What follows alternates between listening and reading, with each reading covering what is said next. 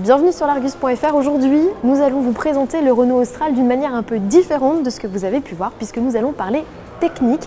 Et nous avons convié Grégory Pelletier, le directeur de la rédaction de l'Argus, très calé sur le sujet, pour nous parler de tout ça. Bonjour Grégory. Bonjour Géraldine.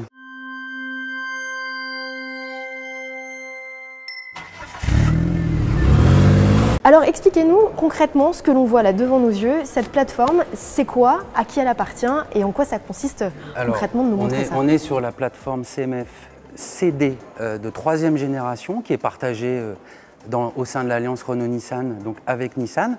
On la connaît déjà sur les Nissan Qashqai et X-Trail, avec des différences par rapport à Nissan, des spécificités pour Renault. C'est notamment le cas de l'implantation de la batterie sur les versions hybrides. La batterie est sous le plancher, sous les sièges avant. Une autre différence, c'est au niveau du train arrière, puisque Renault réutilise le système 4 contrôle, donc système qui fait pivoter les roues. Donc ici, on est sur un système de 3e génération qui avait été inauguré, on se souvient, en 2008 sur la Laguna GT. La grosse différence par rapport aux précédentes versions, c'est que les roues en dessous de 50 km/h pivotent à 5 degrés. Avant, on était aux alentours des 3 degrés, ce qui permet de donner une meilleure agilité à l'Austral, qui est un grand véhicule. Dernière petite différence, sur le train arrière, on a un train arrière spécifique quand on a le 4 contrôle et on en a un autre plus simple quand c'est les versions non 4 contrôle. Autre chose, c'est que le volume de coffre est inférieur sur les versions hybrides. Pour la simple et bonne raison, c'est que habituellement, vous avez ici la roue de secours. Et ben, sur les versions hybrides, il y a la batterie 12 volts qui est ici, ce qui explique le volume moindre. Est-ce qu'on peut dire que cette plateforme a aussi permis à Renault d'introduire des motorisations qu'il n'aurait pas pu introduire sur une ancienne plateforme plateforme dont il disposait? Tout à fait. Cette 3e génération permet deux choses principales.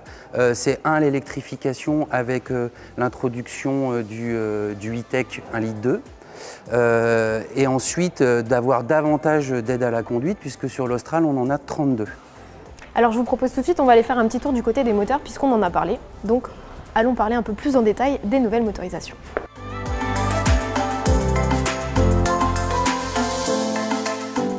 Alors Grégory, un petit mot, quand est-ce que sera lancé le Renault Austral?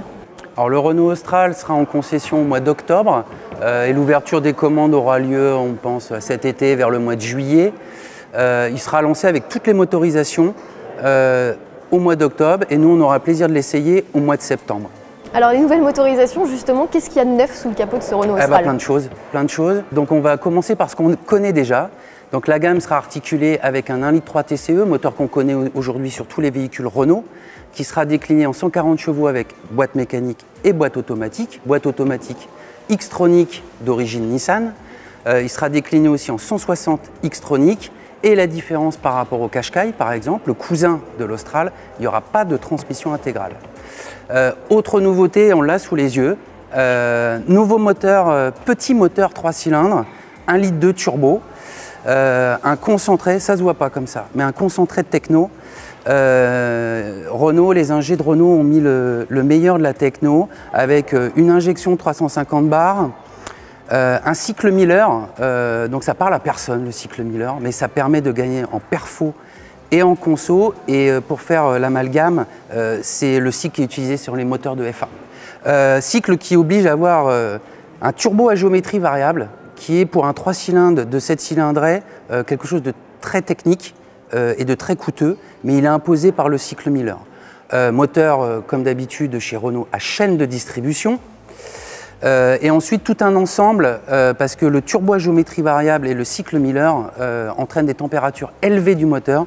Donc les ingés de chez Renault ont mis en place une vanne EGR basse pression, ce qui est pour l'instant rare sur ce type de moteur, qui permet de refroidir la température.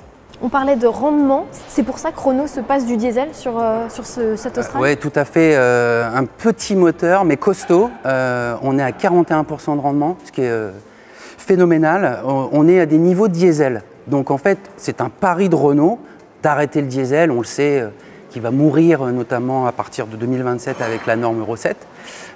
Donc là, c'est un moteur qui a des performances de diesel, taux de compression assez élevé et des niveaux de conso de 5,3 litres au 100 annoncés, c'est pas encore homologué, et 103 grammes de CO2.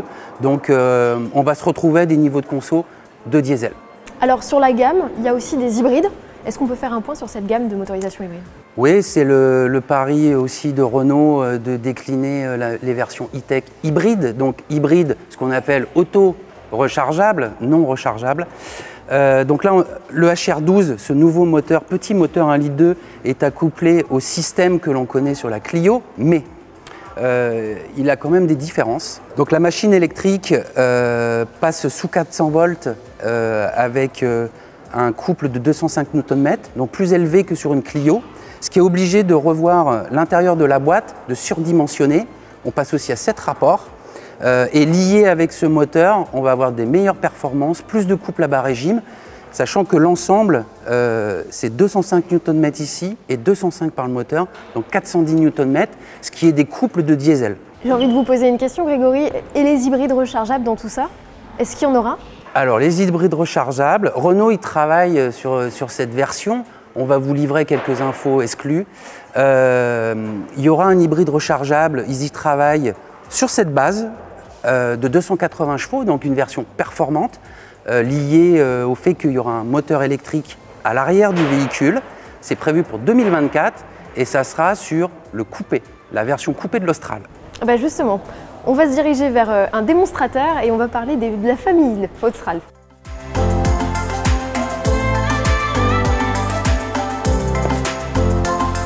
Alors Grégory, je rebondis sur une phrase que vous m'avez dite tout à l'heure qui était « il va y avoir un SUV Austral coupé ». J'ai dit ça, moi? Oui, racontez-nous ça. D'abord, avant le coupé, donc l'Austral qu'on a aujourd'hui en version 5 places sera décliné aussi en version 7 places pour remplacer le Koleos. Ça, c'est pour 2023, début de production mai 2023. Donc la différence, grosso modo, ça sera le même véhicule. La différence, et c'est pour ça, le maître. Chez le petit maître, on aura ici, à l'empattement, 7 cm et ici 13 cm, soit, vous avez fait le calcul, 20 cm. Donc on passera de 4,51 m à 4,71 m pour loger 2 sièges dans le coffre. Donc avec une accessibilité. Avec une accessibilité. Donc on a déjà la banquette coulissante, mais on voit très bien le souci, c'est qu'on ne peut pas accéder aux places arrière. Donc l'allongement va permettre ça. Esthétiquement, le même véhicule, il se reconnaîtra une vitre beaucoup plus longue ici. Et après, les mêmes moteurs, la même chose. En revanche, il y a la surprise de Renault, la surprise de Gilles Vidal, le designer de Renault qui vient de chez Peugeot. En 2024 est prévue une version coupée de ce véhicule, nom de code DHN. Et là, selon ce qu'on en sait, c'est Gilles Vidal qui s'en occupe, qui travaille dessus. Et il va nous faire quelque chose de très sportif, en fait, qui n'aura rien à voir avec l'Austral d'aujourd'hui. Si ce n'est le nom. Même pas sûr. Il s'appellera pas Austral, comme la version 7 places devrait logiquement s'appeler Espace. Puisque Renault veut réutiliser les noms iconiques. Donc il y a peu de chances qu'on ait Koleos, on aura Espace et le coupé, on ne sait pas. Sachant que le coupé, il devrait avoir une exclusivité, c'est l'hybride rechargeable de 280 chevaux. Dont nous n'avons pas parlé tout à l'heure, puisque voilà, ce sera un moteur inédit sur cette. Et ben voilà, l'hybride rechargeable arrivera en 2024. Alors, il y a plusieurs pistes à l'étude. Il y a le 280 chevaux qui est annoncé par Luca De Meo il y a quelques mois. Il travaille aussi sur un PHEV de 250 chevaux, 2 roues motrices.